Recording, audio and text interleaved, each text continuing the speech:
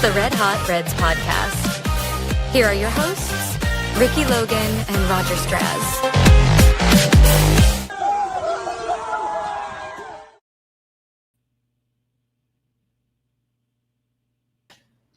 Welcome to the Red Hot Reds podcast, a Cincinnati Reds podcast covering the Reds from the DSL to the majors. It is Sunday at 8 p.m. and we are live. This podcast is hosted by myself, Roger Strauss, and Reds on SI writer Ricky Logan. And also tonight we have our special guest, sometimes host, sometimes guest, sometimes everything. Does all the stuff behind the scenes for All Gloves Off Media as well. Mr. Michael Ballentine, welcome to the show. Thank you for having me, gentlemen. I appreciate it. Don't clap. You're wasting your claps, man. Stop it. It's all good. No, we're good to see you. And we're going to get into all the stuff that you had some vacation time to really get into spring training and had some other stories as well to go along the way with, signatures from guys and stuff like that, the spring breakout game. But before all that, Ricky, we have a special announcement, a thing that Mike, like I said, he works behind the scenes for us sometimes and does the stuff for us. He has a special giveaway promotion that we are debuting tonight. Yeah, so we are going to make a post on X, and the Hit Machine is going to make a post on X, and Mike on All Gloves Off SM is going to make a post. And basically, we're going to give around 30-ish days, May 4th. May 4th. It's a Monday, kind of celebrating our Minor League Monday show that we're doing. We're doing a giveaway for a signed card by Reds ACL prospect Nabel Mariano. He was a part of that 2024 class with Adolfo Sanchez and Pablo Nunez. So you like that post, you follow each of our X pages, and you'll be entered in for a giveaway for this card. And another thing he's also promoting, we wanted to shout him out for this too, is he's also doing a jersey giveaway. I think the rules are you follow his page on X and like the post, and you are entered in to win a MLB jersey of your choice. So he's doing a lot of great things over there. He's a big-time card collector, and a huge thanks to him for helping us out by getting us some exposure, us giving him some exposure, and a fan of the show. Anytime you can have somebody that is passionate about cards and collecting cards and autographs and is willing to give up one of those just to help somebody out is truly a blessing. So we're really thankful for him helping us out. For sure. His X handle is at Hit Machine Cards, okay, known as the Hit Machine. He's an eBay seller for cards and all that, and he is generous enough to share this with us, our hardcore Reds prospect fans. Like we said, it's a giveaway for all those guys. It will go until May 4th. So be on the lookout for our X, and we'll put it on Facebook, we'll put it on YouTube, put it on all our channels so that you can enter into this contest. Please follow, like, subscribe, and everywhere we are at. Follow All Gloves Out Media as well, sports, where Mike also does his Tuesday show, the Lights Out Sports Podcast, every Tuesday at 8 p.m. Eastern, 5 p.m. is it now Mountain, right? Because you guys we're in the time change, so now they don't have time change out there in Arizona. Yeah, we don't change time out here. We don't shovel sunshine. We don't change times out here, buddy. That's what we do in Arizona. Yep. You guys are consistent in the weather and consistent in your time stuff as well. But yeah, a great partnership. We're really appreciative of the Hit Machine for doing that for us, and we look forward to promoting it every episode we can. Check this out on our X that will be up there very soon, and and everywhere else. So thank you again. Right, and if you look at it, guys, it's not just a card, right? It's not just an autographed card. It's an autographed numbered card. So, for those of the geeks out there like myself who collect all this stuff, and, you can only see a little bit of the room behind me. Roger's been to the house now. He's seen the room. Down in the left-hand corner, it's number 42 of 499. So the Hit Machine has given this to us. We're going to then give it to you guys. And all you need to do is follow us on X. Go to the Hit Machine spot, follow him, and then follow Red Hot Reds as well on their X account. If you do both, and then with that post that Ricky is going to put up, and we'll share all over our social medias, you follow us, we'll give that to one of you. Yeah, awesome. Really great stuff. Really appreciative of Mike for working the back channels for us on that and getting that done for us. So really thankful for that. Mike, you had mentioned that you were at the games today, and unfortunately, there is some not so great news coming out of today's game. And I think even Ronnie Snyder in the chat has already kind of alluded to it. The top news of the day, how many pitchers can we lose to injury before it all goes to there? This is not good. We got news today that Nick Lodolo's got blisters again on his throwing hand. They, I think, drained it, and they're going to work on it. He's not ruled out yet because he's supposed to pitch game 2 of the Red Sox series coming up, the Saturday game. But, Mike, what were your takeaways when you heard the news, when you saw it in real time today to the Nick Lodolo blisters again? I knew it right away because actually, if you watch the game before the trainers came out, like 1 or 2 pitches before, he's doing kind of this thing with his hand, and he's looking at it, and so Roger, I don't remember if you met Pat while we were there as an usher there that I stopped and talked to. Yeah, you were there with us. Mm-hmm. Yeah, we were in Pat's place, right? So I put it on a different tweet and said, if you know, you know. And for those people who go to the ballpark on a regular basis, you know who Pat is. This is sadly his last year. Him and his wife are going to retire and go to Florida, which I didn't know until today. He wasn't telling anybody. So I, we had a little bit of a talk afterward. He and Joyce and I all kind of spoke and embraced a little bit because they've been my people there for the ballpark for quite some time. That is a Goodyear ballpark. I'll shout them out. You can Goodyear BP. It's at Goodyear BP. So we were talking about it. We knew it was going to be the blister. They came out. They took him right out. But you could also tell today, maybe we'll get into this a little bit more, the Reds didn't want to play this game today. I mean, I love my team, but you could tell they were ready. It's like, okay, it's like 107 degrees out here. We're freaking melting out here. And if you look, I believe there was only 2 games played in the daytime today, and everybody else switched to nighttime games today. And the Reds didn't do that. Now, I assume it's because they wanted to get the heck out of Arizona, and because they got a trip to Milwaukee to make. Maybe we'll talk about that. That's just strange to me why you would do that. But, maybe you guys know a little something more than I don't. I did talk to a couple of the reporters afterward, and I was told a lot of what you just said. So I can confirm for you that they did drain it. Now, they didn't bust it. And I guess there's a difference between the two. So they kind of like just poke it with a needle and drain some out of it, and busting it is like cutting it open and all that kind of thing. So that wasn't done. All they did was poke it and drain some of the fluid out of it. They sound as though they're pretty optimistic. Maybe he'll miss 1 start at the most, I think. So it's not like it's the end of the world. It's not a great thing, but it's not the end of the world. And I don't know. I don't know what to tell you besides maybe Nick just didn't want to pitch today. He's like, you know what? Look at that. Look. So I don't know. Don't read too much into it, gentlemen and fans. I don't think it's going to be that big of a deal.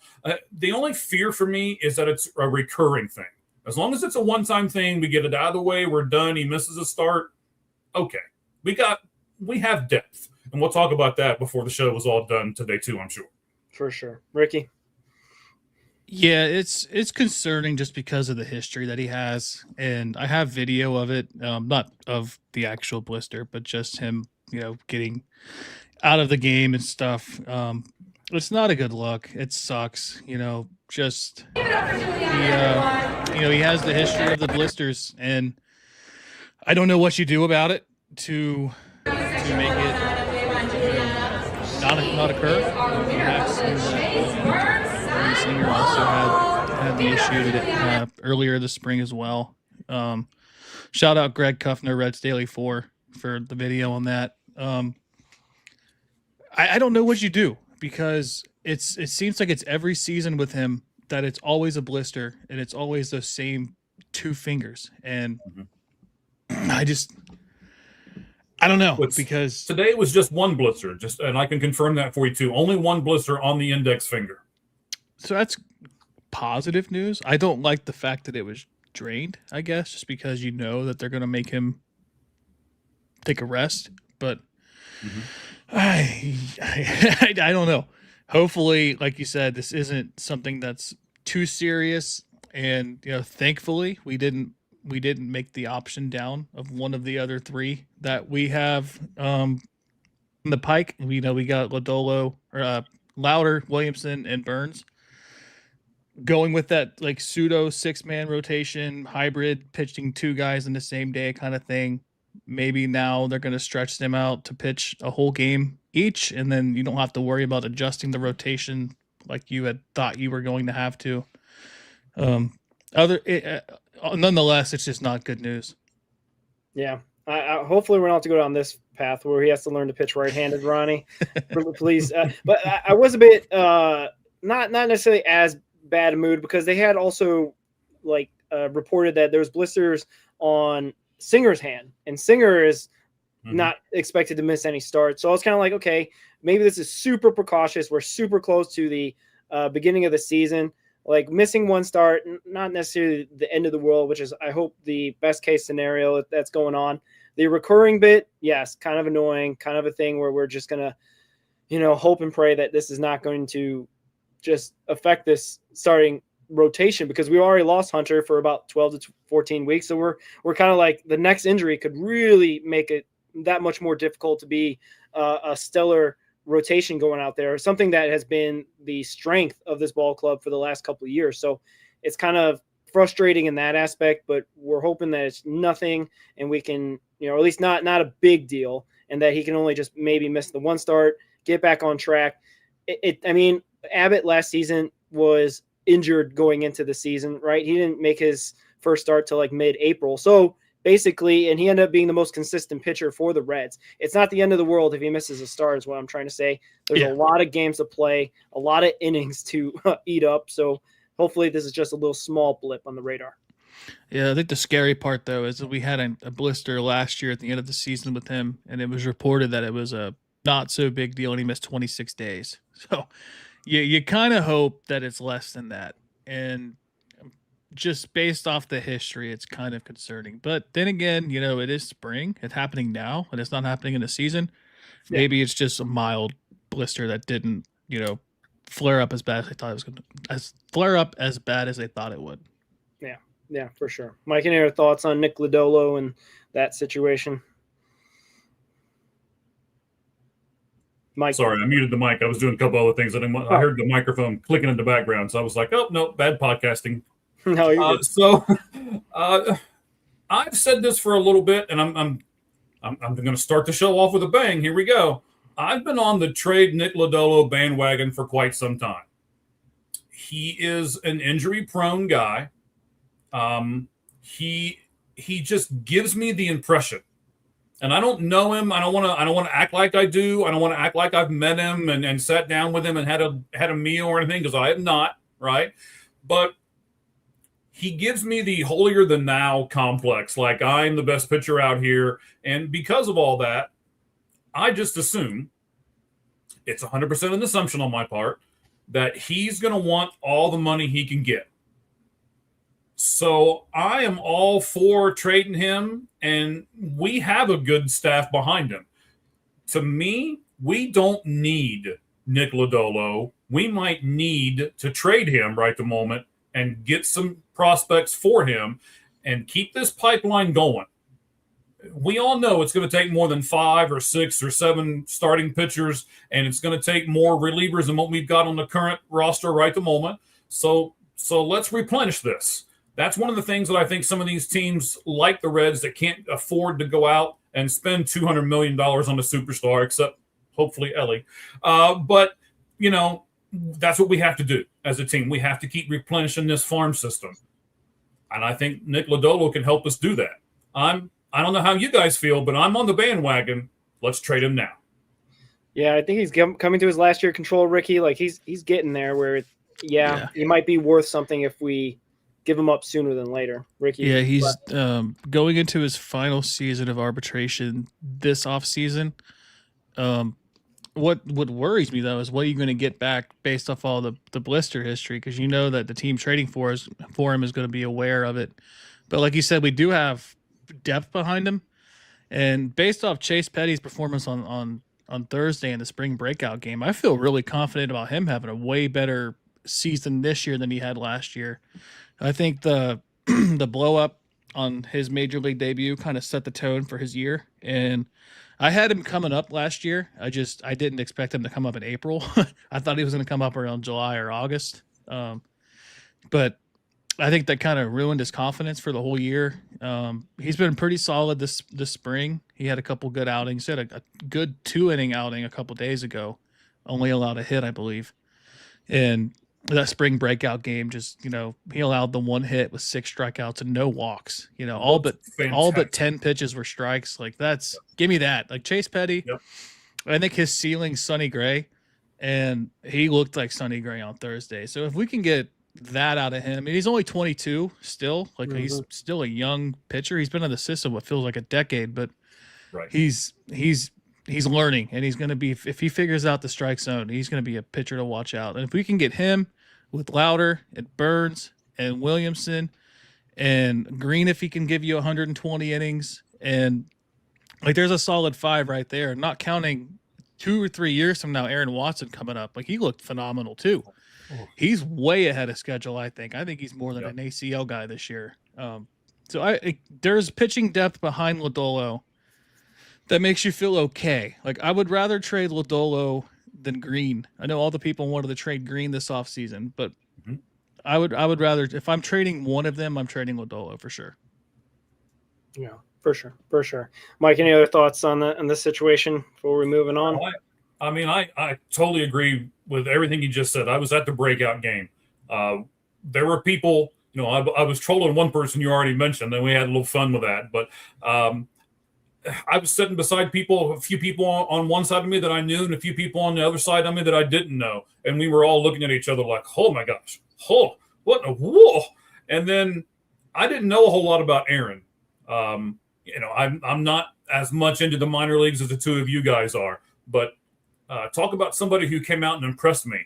That guy was throwing smoke, and what got me more than anything was his presence on the mound. He looked like he belonged, and that doesn't always happen with a young kid like that. So I'm really impressed, and I'm really happy, and I think Derek Johnson deserves a ton of credit that he probably does not get for this pitching staff. We give it to him. We can just get some hitters, and hopefully we got a few. And we'll talk about that here when we talk about Blade and Lowe and all those guys. So I like where this team's going, but I think this team also needs to prepare for the future. And one of those ways they can do that is trade someone like Lodolo and get some pieces back for him. Yeah, for sure. Yeah, that'll be interesting to see what they do with Lodolo down the stretch and where they're at. So before all that, though, we've got another part of news is that they finally figured out their 26-man roster. There was some controversy, possibly who it could have been. They made some announcements of like Benson was going to make the team, that Brandon Williamson is going to make the team. So it kind of lessened the amount of possible rumors and stuff out there for what would ultimately be the 26th man. And I also put out there on our X and YouTube polls, and it seems like our fans of our show know ball as well, because it came back. The poll was between is it going to be Blade or Nathaniel Lowe as the last 26, the last spot of the 26-man roster, and 75% basically on both polls said Nathaniel Lowe, and that's what it ended up being. And that was kind of a really nice way that we'll get into later in the next topic on how that worked out for Nathaniel Lowe. But before all that, like the 26 man is finalized. We've got 6 starters. We got 7 relievers. We've got, our usual core of outfield. Well, actually 5 outfielders, right? To 6 infielders and 2 catchers. So it's a nice 26 man, just to say that right off the top. Like, it's the best that we've seen, I think, at least in the 3 or 4 years that I've been really watching, every single roster move and whatnot. So it's kind of refreshing in that sense. But yeah, Ricky, I'll go to you first. Like, what were your first thoughts on the 26 man roster? Yeah, I'm really happy for Nathaniel Lowe. He lost his mom earlier this spring to cancer, and he hit the home run that same day. Just good for him. And he had a down year last year. That's not the player he's been the entirety of his career. And I think just getting him playing time, like he's not going to play every day, but getting him decent, like 1 to 2 games a week, depending on the situation who he's playing against. Like he's probably not going to play the first opening day facing a lefty, but bring him in as a pinch hitter versus a right-handed pitcher. He's your first guy off the bench, and I'm excited because his career OPS is higher than almost every player on the Reds through their careers. And granted, he's 30. Everyone else on this team is super young. But that just shows you this team is craving a leader on this team that they haven't had since Joey Votto left when he was a part of the team with Will Benson and Ellie in his rookie year. And then you go all the way back to 2010 when they acquired Scott Rowland, when they traded Edwin Encarnacion. And he was the the leader that they had that really coached these young guys on how to win games. And you have a person that played a pretty decent role on that Texas Rangers team that won the World Series. So I'm excited for him. I'm happy for him. And then to go to the pitching side, you got Sam Moll, who I had kind of wrote off going into the spring because of how bad he was last year. Kind of figured it out towards the end of the year. He did struggle with the walks a little bit this year in spring, but if you walk somebody, he typically got a double play or he got a ground out or something of that nature and just looked like a totally different pitcher. And maybe he's evolving. He's not that 94, 95 fastball guy anymore. He's such a small dude. He's 5'9". I think you look at him, you forget it because he just presents himself as such a tall man. But I think he added a sweeper a year ago, and he's been using that more than he has. And he's got the slider, and like I said, he's got the fastball. But if he can get guys out, that's all you got to do as a relief pitcher. You can put the ball on the ground, let your defenders behind you do the work, and he'll be a solid 6-7 inning guy. You can't ask for much more out of him. And losing Caleb Ferguson, that's the reason why I thought he wasn't going to make the team for the most part, because you weren't going to have 3 lefties in the bullpen. And now that Ferguson's starting the season on the IL, I think Moll not only earned it, but was probably going to get it anyway. But he put a staple on it just by his performance this spring. Yeah, Mike. Well, I love the low story. Roger and I got to meet him when thank you, Trevor Kunsel, for allowing us to go on to the backfield and leaving that pass for us. That was fantastic. Appreciate both of you guys allowing me to be able to do that with you guys. That was great, and that was all because of the two of you. But when we got back there, I have that Silver Slugger card. It's numbered 1, like the card that we're giving away with the hit machine and everything else, how it's numbered. I have that really thick Silver Slugger card. I have number 1 of 499 and got him to sign it. And he looked at it and he goes, "I love this card." And I said to him, "I want you to get back to this." And he goes, "So do I." So, had a little bit of a conversation there, which is great. That's one of the great things about spring training. I do have a concern, though. How often is he going to play? And he's only got one spot. He's only got first base. And we've got a fantastic young kid in Sal Stewart. Are you going to take away at bats from him to give them to Lowe? We've also got Spencer Steer, who can play first base. And believe it or not, I saw Ty Stevenson on the backfields 2 or 3 times playing first base too. So how are we going to, Lowe gives us a little bit of a log jam at first base that I'm concerned about. I agree with you, Raj. A right-hander comes out of the bullpen and we need a pinch. Oh yeah, bring him out. I agree with the role. I've seen him sign a ton of autographs this year. I've seen him coach up some of the younger kids, basically pull them away from everybody. He puts his arm around them and he talks to them for 2 or 3 minutes. We're out, not privy to what he's saying to them, but I'm sure he's trying to coach those young kids up, and I'd love to see that. But there is a log jam at first base, and I wonder what's going to happen eventually. And I guess how I want to leave this, and I'll let the 2 of you comment. I don't want to take at bats away from Sal Stewart and give them to Lowe. And is Lowe going to be happy with a reduced role, hanging out on the bench, playing once a week, and pinch hitting 4 or 5 times a week? Is he going to be happy with that? I don't know the answer to that. To answer your question, first off, I think so. The way that, and then I got a lot of information from Charlie Goldsmith, and his Charlie's chalkboard or whatever he calls it, Mhm. talking about like he was kind of in a spot where this offseason he was going into his age 30 season, didn't have a contract, was looking for a bunch of teams to possibly sign him and everything like that, and ended up being the Reds signing him on a non-roster invitee type of deal where he has the possibility of making the major league team, but then has opt-outs that we all kind of know that ended up going at least the way that he wanted to. He got the roster spot. He got his contract selected, which is awesome.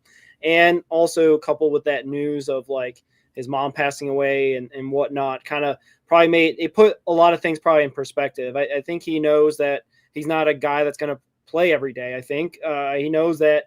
I think even in the article it said that it's a young core that's on the ascendancy, and he wants to be a part of it. He wants to contribute as much as he can, but I don't think he has any grand ideas of like, I'm going to be the guy that's going out there every single day and I'm going to, win the first base spot and stuff like that. I don't think so. I mean, I could be wrong. Obviously, a lot of these athletes have supreme confidence that they could do everything, but, I think he knows and he accepts his role, what he has in this team. And I think it'll be, I think they'll maximize him, right? I think that's one thing that we didn't have going into 2025 is we had like Santiago Espinal would be the first guy off the bench, or like, Reese Hines and Will Benson were in AAA, and we had like Jacob Hurtubise or Blake Dunn who are hitting 150. You know what I mean? Like the main takeaways I have for the 26 man for 2026, and I made that post that actually ended up blowing up, is that I put 2025's opening day roster out there, and I was almost about to cry because I looked at it and it was like, TJ Friedel, McLean, Ellie. And then after that, it's Gavin Lux in the 4-hole, and then Candelario, and then Trevino's out there catching because Ty Steve's injured. And I'm like, there is no way that the 2026, no matter what, permutation and whatever they put, whoever, even if Dane Myers is starting opening day, that opening day roster is going to be far, far better than what we did in 2025. And that team won 83 games. So my overall takeaways, like I said, is the 26 man this year, super healthy, super like full of actual major league ball players that can contribute on day one. Yeah, I think what they're going to do is they're going to defensive replace Ke'Bryan Hayes a lot, and which is funny to say, your reigning Gold Glove defender being defensive replaced, but when you need offense late in a game, you're gonna take away defense to get the offense going, and it's not like they're going to somebody at third. Yeah, so it's not like you're gonna go to like Noel V. Marte playing third base this year. You're gonna have Eugenio Suarez, who is an established third baseman in this league. He's not Ke'Bryan Hayes, but he is a pretty league average, if not better, defender at third base. Yeah, so you're not really losing a ton by taking out Ke'Bryan Hayes to give, let's just say, you're in the 6th inning, you're in a 2-1 game, and you got a right-handed pitcher coming in from the Brewers, right? You can bring in Nathaniel Lowe, and you could defensive replace him at first base, slide Stewart or Suarez, whoever's playing first that game, over to third, and it works. Or let's just say you could start him at DH, and then you could defensive replace Sal Stewart to play first, move Suarez from first to third. There's ways you can make it work. I think you would ideally like a middle infielder for this team to be who would be the last man on the roster, but we just don't have one ready. And that one that we're thinking about is Edwin Arroyo. He's probably a late season addition, but they do have Spencer Steer that could play everywhere. And Garrett Hampson. Hopefully today's his last day as a Red. I just like, what has he done to earn a spot? He did a miscue again today. If you saw it, I would just he recovered, got the guy out, but still bait. Yeah, don't even have him in your system at this point. What are we doing? But you can kind of see where I'm going at. Like you can do the opposite of what we've been doing over the past probably 5 or 6 years, where you're bringing in defensive replacements in a game to where you're bringing in offensive replacements, and you can really focus on the offense late in games as opposed to who you're having on defense. I mean, the only thing that I'll push back on with the whole Nathaniel Lowe thing, and we haven't even really talked about Blade here, but so Lowe's contract, $1.75 million with a $250,000 incentive. If I sign an incentive-laden contract, I want to be able to know from the get-go that I have a shot at getting that extra money. And if he only plays once a week and comes off the bench a few times, is he really? I mean, I don't know how you make the extra $250,000, but I'm thinking he probably doesn't have a very good shot at getting that money. That's the only pushback I'll give you is, I don't know if the man's motivated by money or not. Maybe he's just happy with, I want to teach the kids and I want to help out and I want to, be that kind of mentor on the field or whatever it is. And if all that happens, then fantastic. But there's $250,000 out there that says you need to get more at bats and you need to get more starts. And I don't know if he gets into Terry Francona's ear. And the second half of this thing is, and both of you know this, Terry Francona leans more toward experienced veterans on his roster than he does the kids. I said it a minute ago, and I'll say it again. I'm just afraid that we're going to take at-bats away from Sal to make sure that some of these veterans can get some of their incentives and things that are in their contracts. I think they're pretty excited about Sal Stewart. I think he's going to get plenty of at-bats. And I saw him sign autographs today. Whew, look out.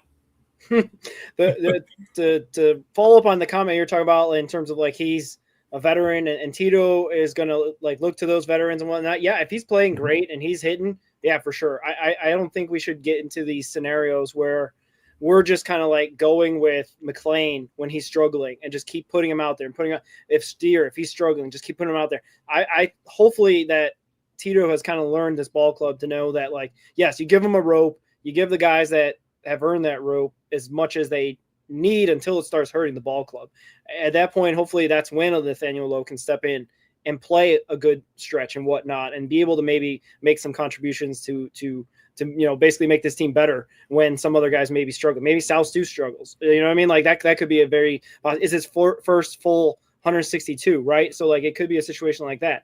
This guy like has the pedigree, the 2022 Silver Slugger. I'm looking at his postseason stats. The ALCS, when he went up against the Houston Astros, hit 259 with 2 home runs, 4 RBIs, and basically, helped that team go win all. He played all 7 games, win that series against, the formidable, hated Astros and get them to the World Series. So this is a guy that I think even though he may not play every day, I think he knows in the back of his mind he can still do it. And I think he can understand that the way he's going to be managed by Tito is going to be the right way to go about it. I don't know. I hopefully there's not a situation where he gets fed up and kind of wants to opt out or be released, like a Jake Fraley last year, right? Like where Jake Fraley saw the writing on the wall that he was going to play. So he went to the manager to say, hey, get me out of here. That's what happened. But I like to think that hope springs eternal. Everyone's starting out 0-0. Hopefully, what ends up happening, Mike, is that we go into the 9th inning and, it's 2-2. And Mr. Nathaniel Lowe gets a pinch hit appearance and boom, sends everyone home happy 3-2 into the night, for opening day on Cincinnati against those Red Sox. That's my hope. Yeah, I mean, I love him. I'm not taking anything away from him. I've talked to him a couple times. Really good guy. I'm happy for him. I'm just concerned for the team.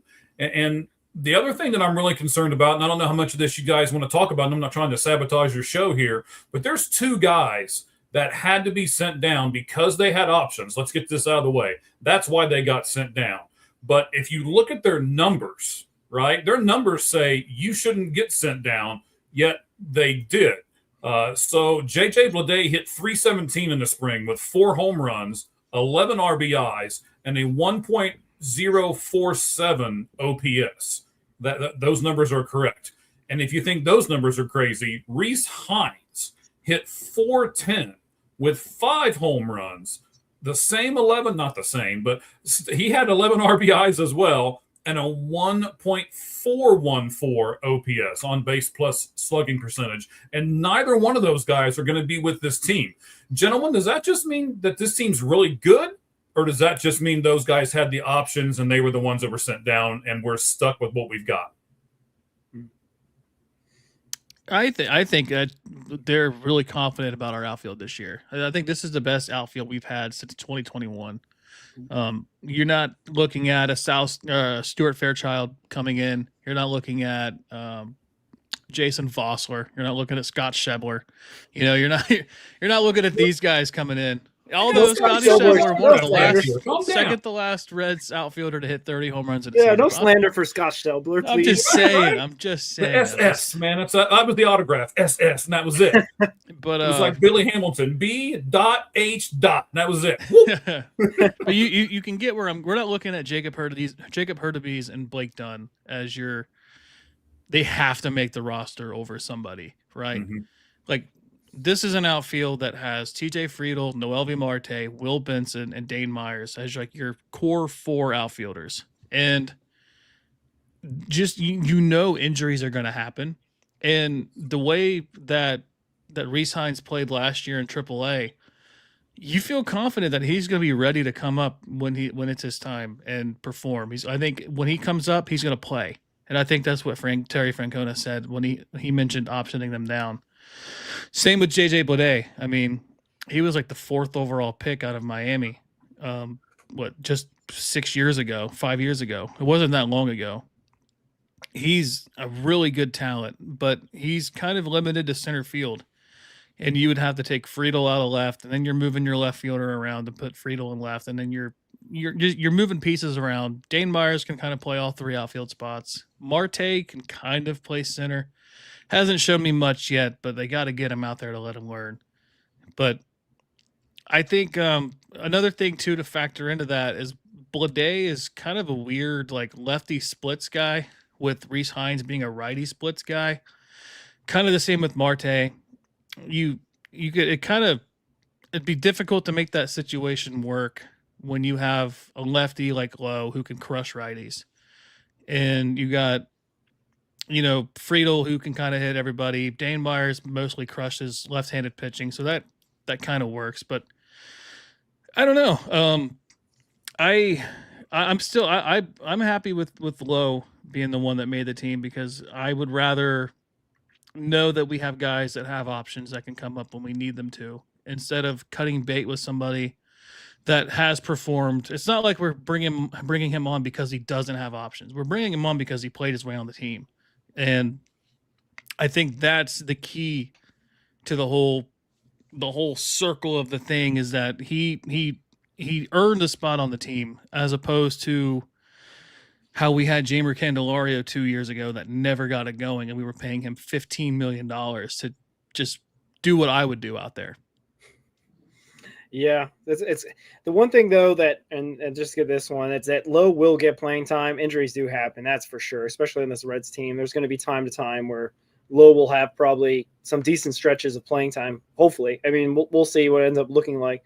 But I think the one thing that made the indication that I knew they were going low was when they said, "Well, yeah, Will Benson's going to make this opening day roster," and I was like, "Oh, really?" Because I had felt that it was a situation where it was possibly Rhys Hines and Benson again back in AAA. And I think they like the flexibility of Benson possibly playing center field. He could definitely do it over like Marte on a more regular basis. They've been really using Friedl a lot more in left field, so I think you'll see a lot of him out there left field splitting time with Steer. And then that basically makes it harder, because then you got, where do you put Bleday, basically? You know what I mean? So that it felt like it was definitely coming down to that. And I think they have at least the confidence in Will Benson to say, hey, you're going to make the opening day roster. You've earned it this time. Because last year we thought that he should have made the opening day roster. He didn't. He started in Louisville with Rhys Hines. They killed it out the gate. Jacob Hurtubise and Blake Dunn kind of stunk, and that kind of, they were very Candelario-esque, if you will. And they kind of were just, on the roster until they brought up Tyler Callahan. And Tyler Callahan obviously had his unfortunate injury, and that paved the way for Rhys Hines and Benson to at least play a little bit. It's a little bit different this time. I think, Ricky, you make a good point that like the reverse splits of like a Bleday and Hines, kind of maybe they want to work out that stuff in AAA, right? That's where you want to try to work that kind of stuff out, trying to get better at hitting the other type of pitching. But we'll see. I don't know. I wasn't terribly surprised, and it's a much better decision than like having, like I always go to this joke, a Bubba Thompson make the 26th man. and you're just kind of like hoping Bubba Thompson catches fire and becomes, a major leaguer. Like, that's not the case here. These are guys that you're putting major leaguers down in AAA. So then I have a follow-up question for the two of you. We've talked about who all's going to play at first. We've talked about the 5 outfielders. There's someone we've not mentioned. Where's Spencer Steer going to play? Everywhere. Yeah, I would say he could be Matt McClain's backup, basically, and also out there in left field. I think that's mostly, maybe like a Gavin Lux type situation, right? That's possibly why they got rid of Gavin Lux this season or this offseason, is that they probably thought he was going to be an extra guy that wouldn't have any at bats, or they would have to find a certain way to find at bats. Gavin Lux definitely was not going to make this team. Like, if this team had Gavin Lux, working out in spring training and whatnot, he probably would have got traded like Tyler Callahan, is my guess. And he somehow shrunk too. Well, and I wanted to highlight this comment too. Is like, this kind of fits what we're talking about. This is the most overall talent we've had on this team in a long time, to where we're arguing about who is going to be the 5th outfielder, and it's instead of waiting for the waiver wire claim to figure out who's going to be our 5th outfielder, or right? That whole thing. We're not waiting on somebody who he was really good in AAA last year. Maybe he can figure it out on the big league level. Mm-hmm. And with Spencer Steer's role, I think that that kind of highlights all of that, because Matt McClain needs a day off. He can play second base. He needs left field. He can play left field every day if he needs to. Mm-hmm. And then let's just say, I think he can play third. Ke'Bryan Hayes needs a day off, and Suarez is dealing with something. DH Suarez, Stewart at first, and then you got Steer at third. And then you can play, Suarez at third, Ke'Bryan Hayes needs a day off again, and you put Steer at first and Stewart at DH, or Stewart at DH, or Steer at DH and Stewart at first. Like, he can play corner outfield spots. He could play all the infield spots other than shortstop, and that kind of helps out with Ellie too, because then you can give Ellie more days off, and you can put McClain at shortstop, and you could put either Stewart or Steer at second base too. So that kind of gets back to the whole Sal Stewart. I think he's going to get all the at bats that he needs, and then Steer is going to be playing every day, but just somewhere different. And he did a really good job of that in 2024. I think that kind of got lost in like his season. It was that he learned the outfield spot, and he did a really good job at it, and he filled in at second when he needed to. And I just feel really confident with him being able to play everywhere. And Spencer Steer is healthy. Yes. He's healthy this time around. This is not half of a player that can only DH. Anyway, we won't get into that. But I also have to say this, and I'm going to make this prediction right now. Terry Francona is going to get raked over the coals in probably about 10, 12 games this year, because he's going to pull an Ian Jabot. He's going to throw somebody in there like he did Ian Jabot at the end of the opening day game. I'm sure both of you remember and know exactly where I'm going here. He's going to sit somebody, and he's going to say, oh, well, I had a feeling, and all of us, people like us, are going to be like, well, wait, what are you sitting Sal Stewart for? He's batting 400 off of this pitcher, and you're putting him on the bench, and you're putting Nathaniel Lowe out there, who only batted 237 off of him, and you're going to get Francona going, hey, my gut instinct told me, and people are going to be like, we don't want to hear about your gut. We want you to put people out there who hit better against these guys. What are we? The three of us, what are we going to do when that happens? Are you going to nail Francona for it, or are you just going to be like, hey, that's our manager. He's making the moves. Let him make his moves and do his job. What are we going to do? Yeah, I mean, I think just having another year with this team is going to take away those outcomes or possibilities. Yeah, we got to remember last year was his first year after a whole year off with a whole new team, and the whole team is very young players. And Jabot had a pretty good season the year prior. And with Diaz's injury, there wasn't really a set closer. I mean, Pagan, he was hurt the majority of 2024 also. So he didn't earn a closer role until he came in the next game and then got the save, or whatever game it was, he got the save. He kind of looked like, oh, okay, this guy's got closer stuff. Let's use him as our closer. And then Diaz came back and was absolutely atrocious. And that's what kept Pagan as a closer. Because I think we could all assume, had Diaz came back and looked decent, he was probably going to be the closer. And I think using Jabot was kind of like, all right, let's see what he's got. You know, he's earned a chance, no matter what the fan base thinks about it. He pitched really well over the last 2 years for us, and it bit him. You know, it just didn't work out. Had Jabot gone out there and gone 1, 2, 3, we'd be like, that was the best decision ever.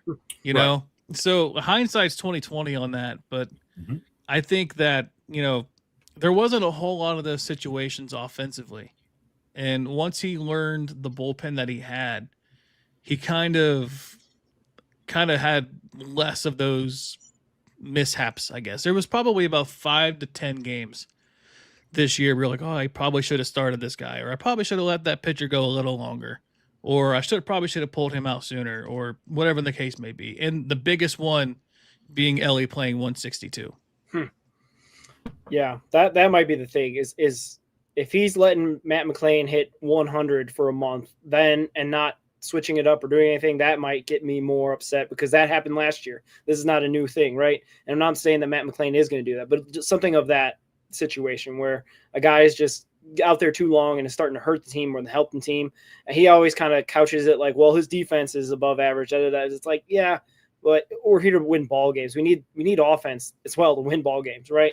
But I think I will feel less inclined to pin Tito to the wall, because this team is much better. So the options he's going to be going to, he's not going to Ian Jabot. All right. So as much as that is the difference. We can laugh at that, because he ended up obviously costing opening day for the fan base and for everybody. And, you know, obviously if you know, they end up having the Mets win 84 games and we win 83, that opening day loss looks way worse. But anyway, that's not the situation. I think this time around is that, yeah, they're going to be going to Tony Santillan if Pagan's not ready, right? They're going to be going to Brock Burke instead of possibly Sam Moll in the high leverage situation, even though Sam Moll's pitched well this offseason or this spring training and is looking like he earned a spot this time around. I don't know. It'll be interesting to see what exactly makes the fan base upset, because, you know, Mike, there will be something. There's always something that will make.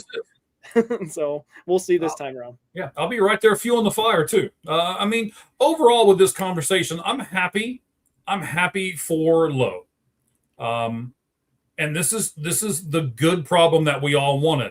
And now that we've got the good problem, the three of us are sitting here going, really? Is this a good problem? I mean, we're putting really good people in AAA, and where, you know, what's going to happen to them, and how are we going to give everybody at bats, and how, and I know other people are going to be like, well, that's a really good problem to have.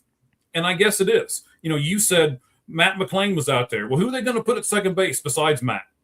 They couldn't put Steer out there. So they didn't want Sal Stewart to come up, right? I don't know why, but they didn't. So who are you going to do? They had to put Ellie out there. Who are you going to put at shortstop? We've got some options this year, and it's with the bullpen too, right? You just said it. I got Pagan's autograph, and I was able to squawk with him a minute, and I was like, "Hey, so how you feeling about this bullpen?" He looked me dead in the face and said, "My best friend's out there with me. I love where this bullpen's going." So he's happy. Talk to Graham Ashcraft, and you know, we got to talk about him before this thing is all said and done, because again today he did not look good again today. Love the guy. Talk to him a little bit too. This is not the Ballentine brag show, but I got his autograph too and was able to talk to him, and he basically said, "I'm working on some stuff. Don't worry about it." And I was like, "Okay, I'll trust you." But he's worried me all at the same time. But it's just like the infield. It's just like the outfield. The bullpen has options. So maybe we need to talk about the bullpen with this Sam Moll revenge tour, right? And talk about our bullpen and what options we got there. Yeah, for sure. Ricky, if you want to lead it off, Sam Moll's on this team. And like I said just a second ago, it looks like he's earned it. He hasn't given up a run in spring training and has looked pretty good, although his walk rate, not great. But like you had mentioned, I think he got like double plays and got out of some tough situations. But like, what was your take on Sam Moll making the 26? Yeah, I'm happy about it. Like I said earlier in the show, I wasn't high on him going into spring, just based off the season that he had last year. He looked really bad to start the year. I think he had like a 40.75 ERA through his first couple starts. He looked like Hunter Green that spring training debut, and I'm glad that we went with somebody that yeah, we needed a lefty, and I don't think that's the only reason he made the team. I think you could have survived with one lefty in the bullpen. You would prefer two, but you can survive with one. I One's don't better wanna than survive. none. But based off of Maxwell's spring, I don't think that he was major league ready to start the year. Same with Luis May. We could say the same thing with probably Graham Ashcraft, but like you said, he is working on things, which is what spring training is for. You're gonna look bad because you're throwing stuff you've never thrown before, or Abbott looked trying new terrible for arm his last slots, or start. trying all kinds of things. Brock Burke is a very hard throwing lefty that I think will succeed. I'm really happy about the Ferguson addition. I'm bummed about the injury, but yeah, Sam Mole. He like I said, he's been walking some guys, but that his ability to get guys out either on a ground ball or on the strikeout, he's been striking guys out too. That leaves our bullpen with Emilio Pagan, Graham Ashcraft, Tony Santillan, Brock Burke, Pierce Johnson, Connor Phillips, Sam Mull. And I want to talk about Connor Phillips a little bit too. Yes, Yeah, he please. struggled a little bit this spring. Like he's probably working on some things. That's like we said, spring training. He had a 10 and a third, I think, inning scoreless streak last year to end the season. Looked really good. Apparently, he was tipping his pitches too versus the Dodgers. Sounds like something fishy's going on over there in LA. No one wants to talk about that. Somehow, every pitcher for the Reds tipping their pitches, but I digress. Electric fastball, great sweeper, slider, changeup. Former starter. I know there's some people that think he should go back into starting. I love his position in the bullpen. I think he's got future closer stuff if he can figure it out. And I'm really happy for him because we were not sure about his role on this organization just a year and a half ago. Mm-hmm. He goes from AAA all the way down to Arizona, not even playing games. He's just down there learning how to throw again. Just watch. And he figured it out. He made the major league team the next season, and I couldn't be happier about him. But Sam Mull, like I said, revenge season. I think he's going to show some guys that he's been one of the better lefties in all of Major League Baseball in the bullpen over the last 3 years. I wrote about him a little bit on Reds on SI. He's, I think, top 9 in all of Major League Baseball left-handed relievers, and an ERA and just overall performance since he was a Red. And his Reds numbers, I think his first year when he got acquired at the deadline from the Athletics in July, he only allowed 1 run that whole stretch, fighting for that playoff spot for the first time since 2020, and they ended up, coming short ultimately due to a Connor Phillips outing. But, I'm happy for Sam Mull. I'm glad he was able to prove that he still got it, and it's his revenge tour. Yeah, the one thing I think it was reported, I forget exactly when the timeline was, is that going into the 2025 spring training, and yeah, it was always the interpreter. Jeez, always blame Otani's interpreter. But going into the 2025 spring training, I think Tito had either criticized to their face or to the media or just generally that Ashcraft and Mull came in out of shape, and he didn't like the way they were coming into camp, and they had to basically work themselves into shape. They both, I think, ended up decently having a decent season. Ashcraft in the bullpen for the first time was, something new for him that I think he excelled at. But Sam Mull, I think, was in and out of AAA and came up late in June or something like that, I believe, and end up having a decent second half this season. But really, like Ricky's been saying, this is the time he has to really put it all together, because it may be his last season as a Red, to be honest with you, because he hasn't had the best, except for 2023 when he's traded for. He had a fantastic season. But 24, 25, not so great. This is his chance to prove that he's still a major leaguer and deserves to be on this Cincinnati Reds bullpen. Yeah, I mean, Sam Mull just impresses me, especially with the stature. One of you guys mentioned it earlier. He is a little guy. I got really close to Reese Hines, and he is huge. I stuttered and stammered at first when I was like, holy crap, look at this guy. This guy's huge. And then Sam Mull walks up to you, and you're like, well, hello, little buddy. How you doing, right? I mean, compared to everybody else, and I'm not making fun of him, but the way he commands himself on the mound impresses me probably more because of how small that he really is. So he's impressed me there. I think it'd be really neat if he did kind of get on this revenge tour. So I'm going to love to sit and watch it over 162 games and see what happens. I know we're talking about Sam, but I want to do what Ricky did. I was sitting over here shaking my head today. I watched Connor Phillips do it again today. He came out and one inning. That was his inning, and he took command and took charge of that inning. They got absolutely nothing off of him, and he's done this, like Ricky said, the end of last year and now into the beginning of spring training. I love this guy's story. The Reds were like this close to writing him off, and all of a sudden he comes back.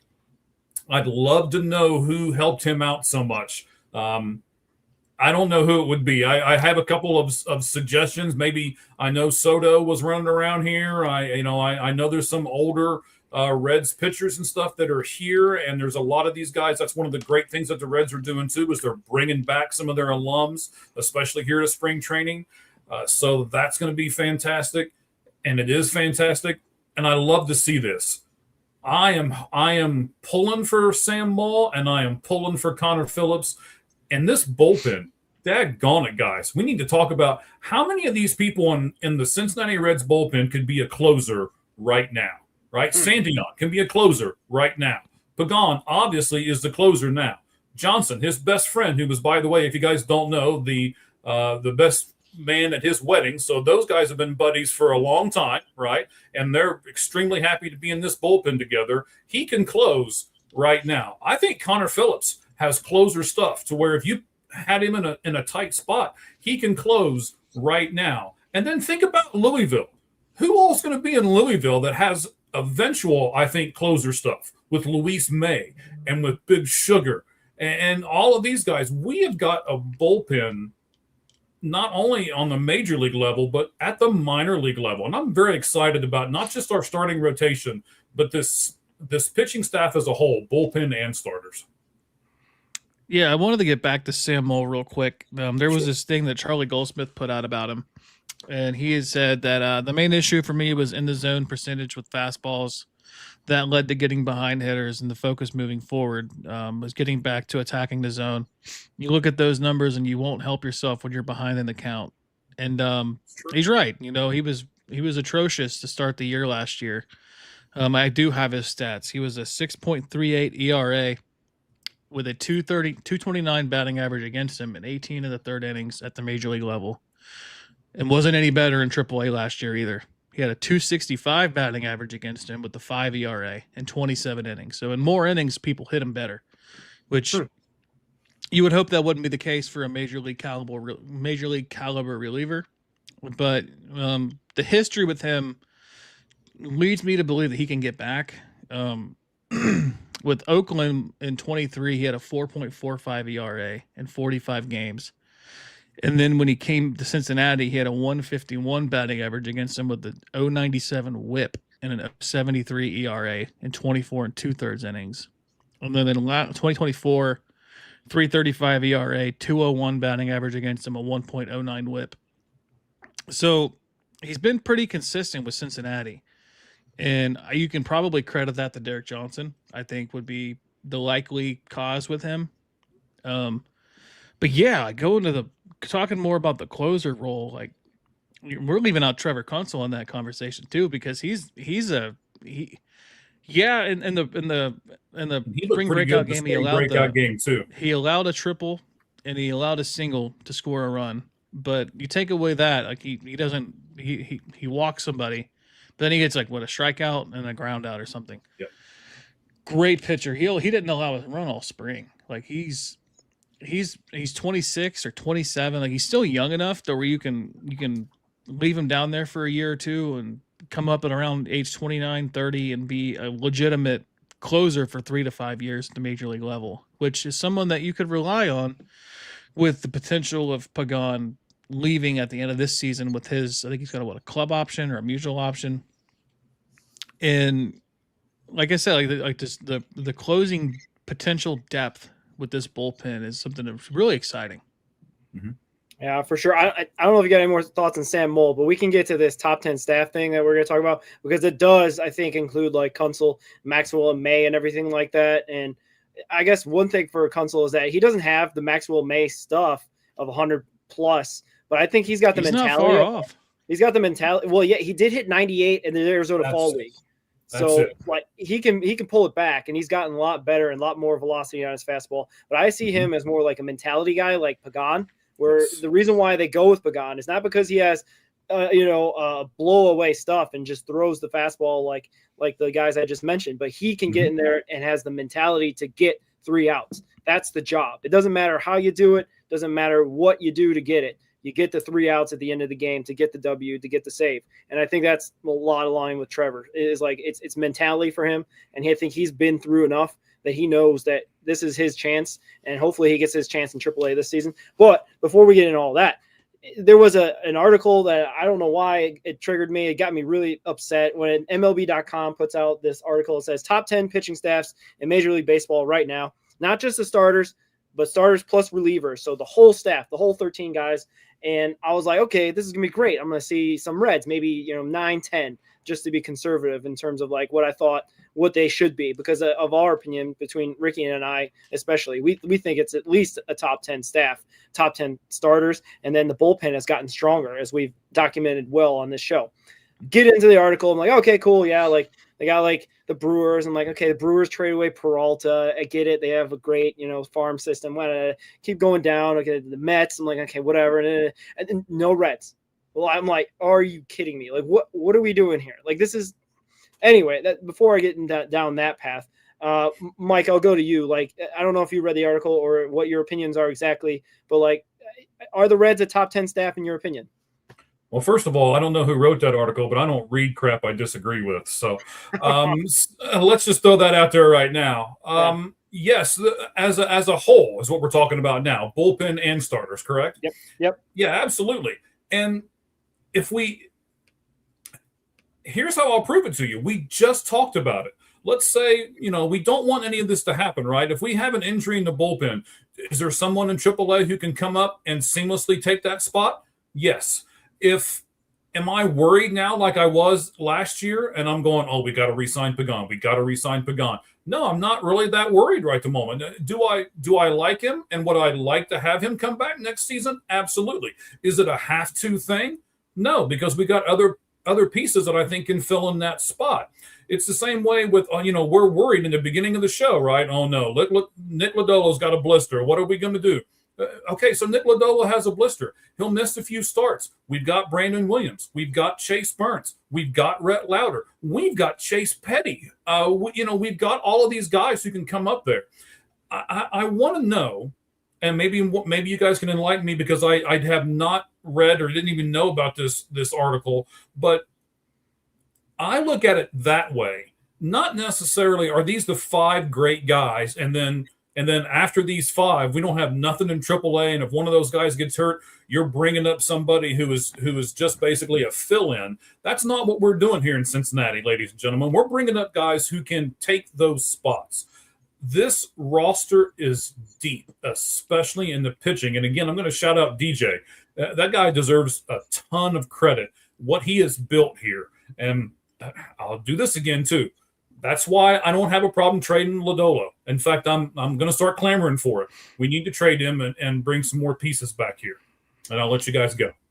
Yeah, I think I think the main issue I have with the article is having the Brewers at 8, just because you're saying that it's not about individual names, but the collective whole of a club that routinely develops quality pitching internally and identifies it externally. Haven't the Reds been doing that the last couple of years? You could, internally they drafted Chase Burns and Rhett Lauder, and they traded for Brandon Williamson, and they trade for Connor Phillips as a player to be named later.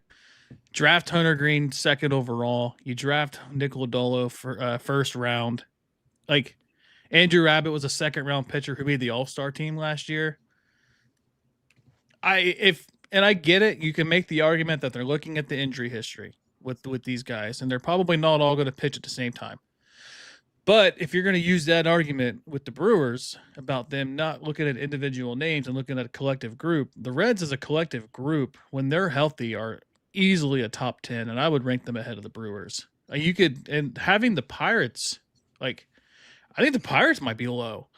Just, what are they, 6? Like, I would probably put them at least 5, and like the Yankees at 7. Like, they're getting Garrett Cole back this year. I mean, if you're basing it off of last year, sure, but Garrett Cole's one of the better pitchers in the sport, and to have him, to have them ranked 7th with the addition of Garrett Cole, with Max Fried and Carlos Rodon and Cam Schlitter and Will Warren, like, I don't know, like, is this guy just a homer for the Dodgers and just didn't care about 2 through 10? Like, I'm not sure what we're doing. But I have to bring up here, gentlemen, the Reds have to do it. The Reds have to make the playoffs again.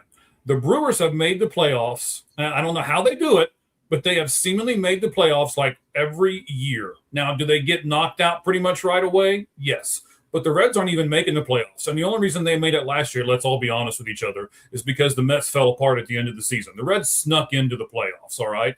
So I don't want to sneak into the playoffs this year. And if this year the Reds can command a playoff spot and not sneak in, then people have really got to start looking at the Reds and taking notice of them. And that's what this season is for us. This is the do or die season as far as I'm concerned. And if we make it to the playoffs and we challenge some of these other teams, then they can't overlook us anymore. Right now they still can, because they're like, oh, well, they barely made the playoffs, and they only made it because the Mets stunk at the end, and that's, they got beat down by the Dodgers. I don't think we scored any runs in that game or in that series, right? I mean, it was an awful showing by us. Let's all be honest with each other. So now we need to take a step forward. And I don't really mind the ranking per se, but if we take a step forward now, then I'll jump up on that soapbox, or, maybe I'll jump up on my hickory stump and say, boy, let me tell you what, or something like that. Right. So it's a song reference. Some of, I know you guys are young, but this is the season, and we've got to do it this year, because if we don't, then we're going to go right back down to mediocrity again, and people are going to start making fun of the Cincinnati Reds again. This is a big season for us. Yeah, I'm not disputing. Like, I know the Brewers are great. They obviously, they always do this where they lose a guy and they replace it. I'm not mad at that part.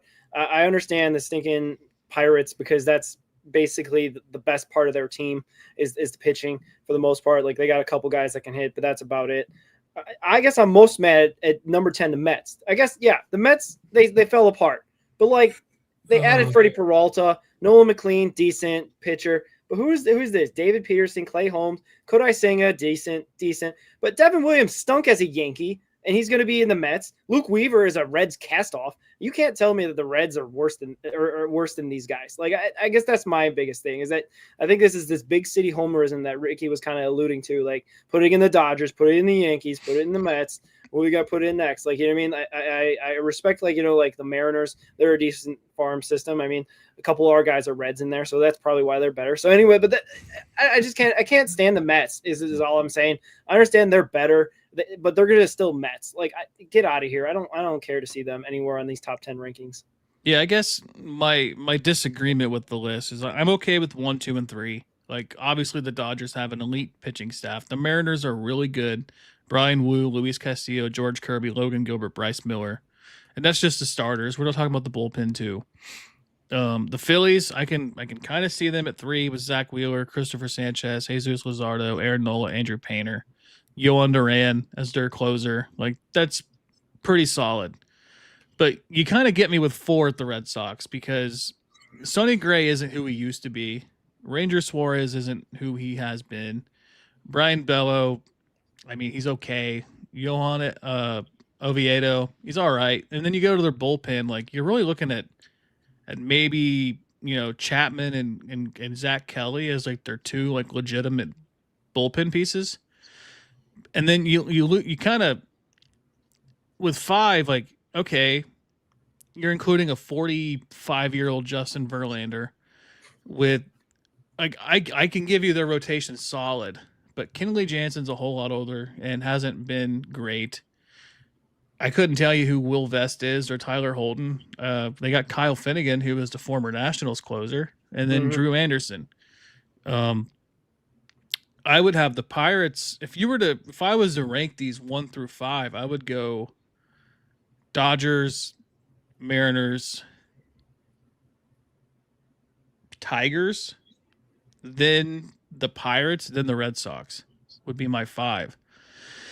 And then I would at least have the Reds in the top 10. I wouldn't say they're like top 5, but you could easily say they're a 9 or a 10, like just based off of pedigree. Like Hunter Green, Cy Young contender if he's healthy. Nick Lodolo, like we're putting a lot of emphasis on if you're healthy with these two guys, but 2 Cy Young candidates in those 2.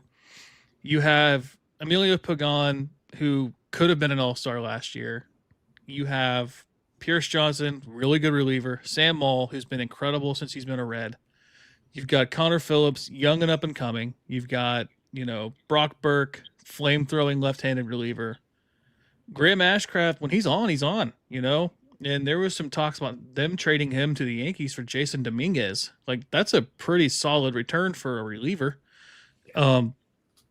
Yeah, and then that's not including Chase Burns, who has Paul Skeens-esque stuff minus the splinker, and Rhett Lauder, who was a 7th overall pick in the draft. Like, he's a legitimate pitcher who had a 1.17 ERA in his first 6 starts as a pro.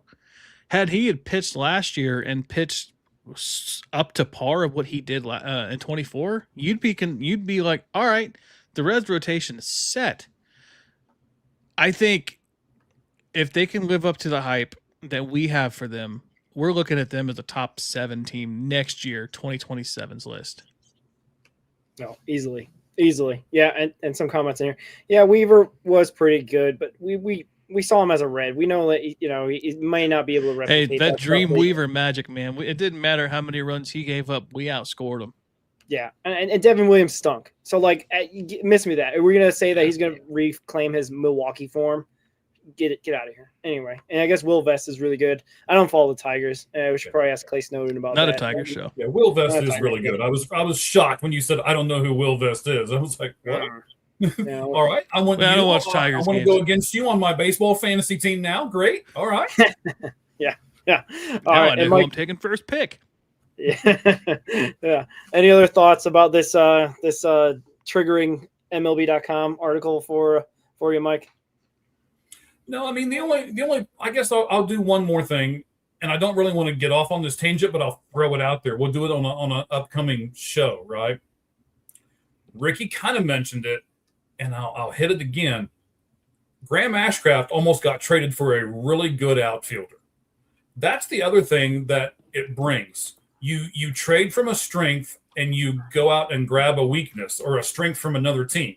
But if you don't have a strength, you can't trade from it, right? And now, all of a sudden, this is a strength for the Reds. If we trade Lodolo, I'm okay with it. If we trade Graham Ashcraft, I'm okay with it. We got other people that can take that spot. And that did not used to be the Reds' way. We were the ones who were scouring the waiver wire, and we were the ones that were getting all that stuff. So, I love where this team is going. Get that ugly guy off the screen. I like where this team is. Watch them, not me. I remember. I didn't see. I didn't get it. Now I get it. What? Fine. Didn't get that one.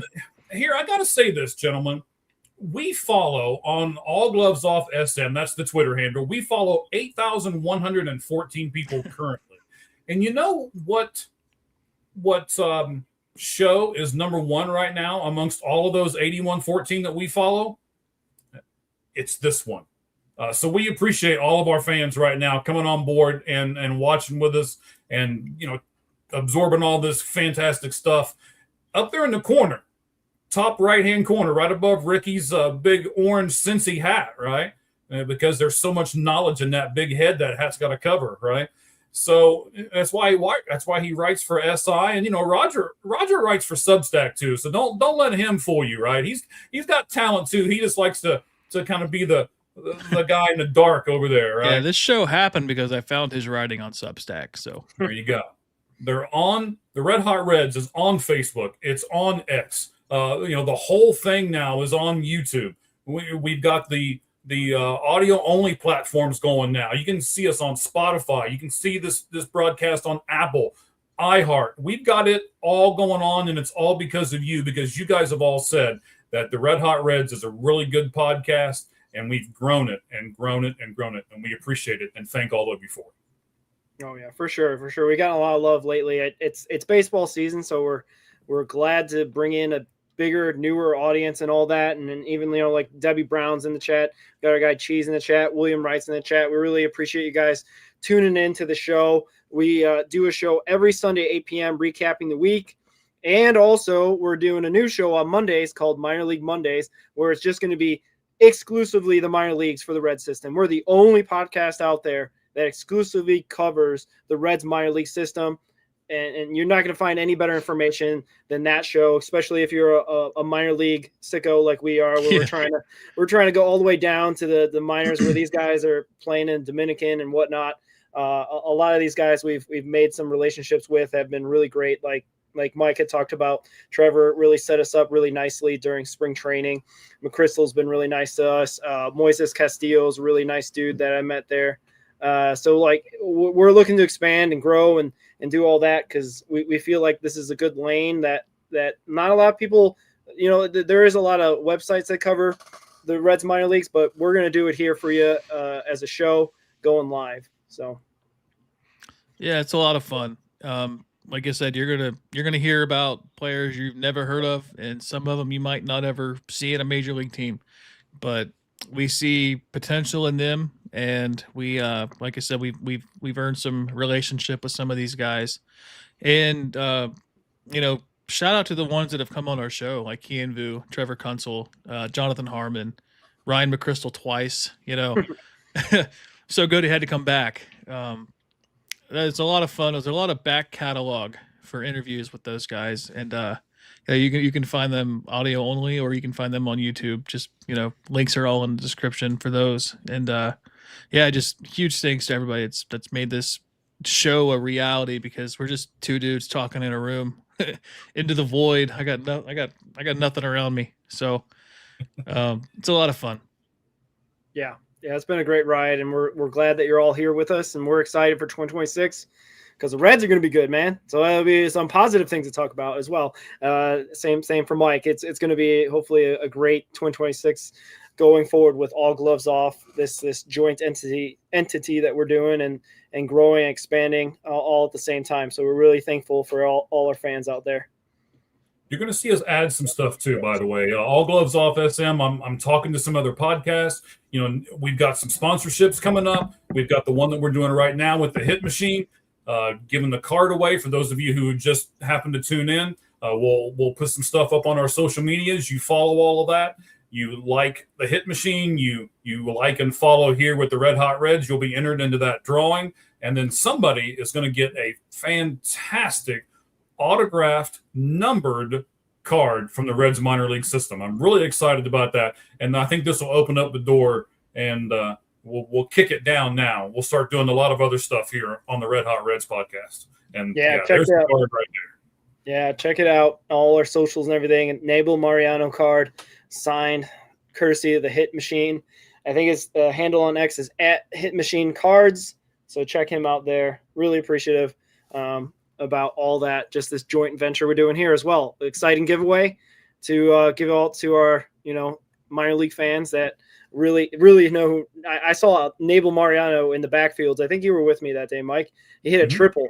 And so this guy can move and he can play. So I'm really excited about his prospects just as a player as well. So, shout out to Nabel Mariano. And then, at Hit Machine Cards, go like that.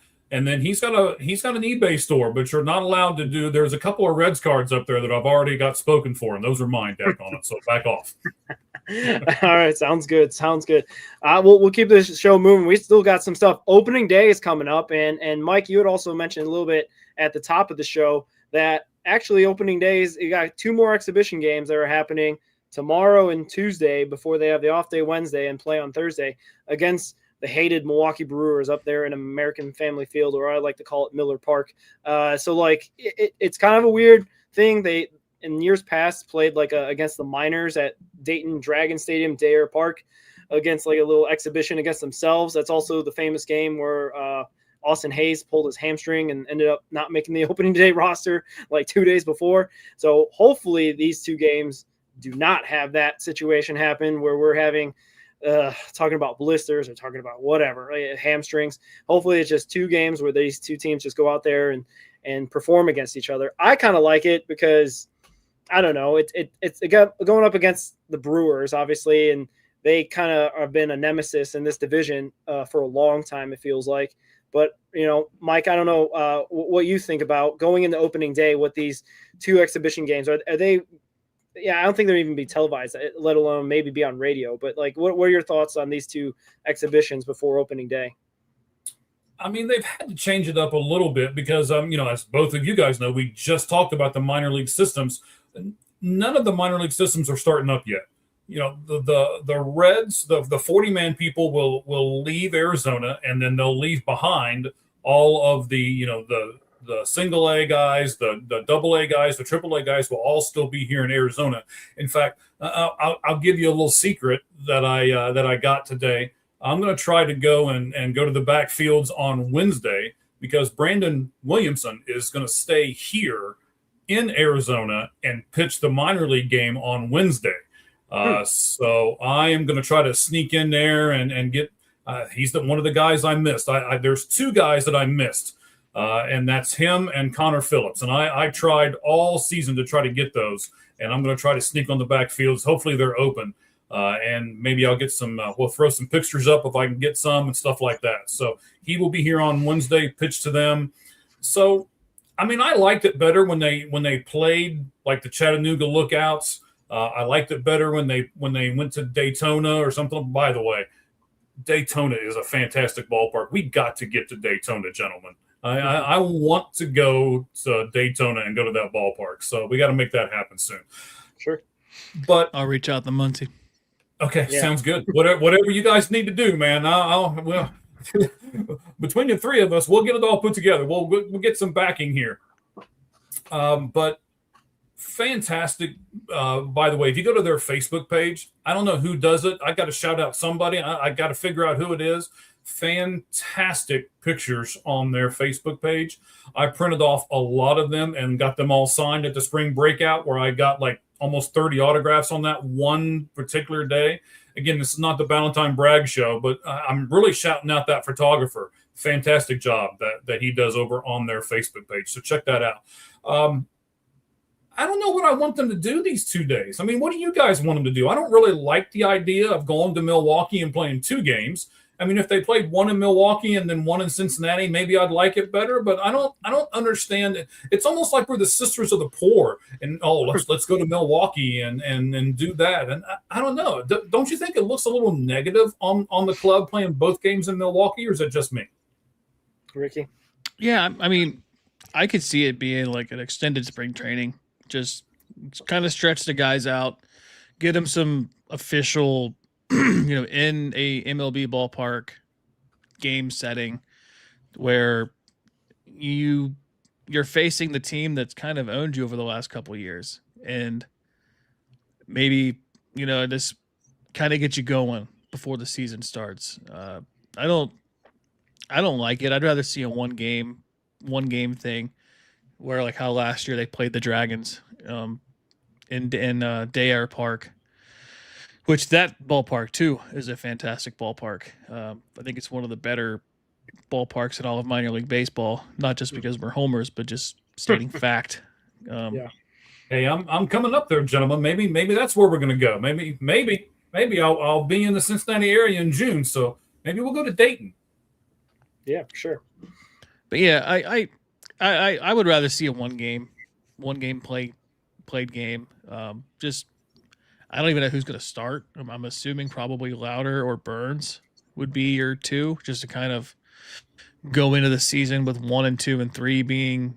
I'm assuming now with the Lodolo injury potentially being Abbott, Singer, Williamson as your 3, and then Burns and Louder being your 4-5, unless they go with Burns as your 3, and then you go with Williamson and Louder as your 4-5, or maybe you go Louder as your 3 with Williamson and Burns as your 4-5. I think it just for one, that throws a wrench in their plan that they had for the 6-man, not 6-man rotation, just 6 starters. I think that throws a wrench in their plan with that. If the blister is worse than what we're kind of being led on to believe it is, but I don't know. I just the game. I guess the only benefit of it is you're playing at a major league stadium, kind of getting the feel for you're only playing major league talent players, and you're facing a team that has kind of owned you over the last couple of years. Well, I don't like the fact that they're throwing. I'm sorry, buddy. I don't like the fact that they're going to throw pitchers at the Brewers. They're going to give them extra looks at our pitchers. I don't like it at all. The second thing that I don't like, and I had to jump in here because I'm going to rant a second. I don't like the fact that Major League Baseball is pissing on the Cincinnati Reds because we should be opening day. We're the oldest franchise in this place. We should get that distinct honor every season. We should be opening day. What do you guys think about either of those?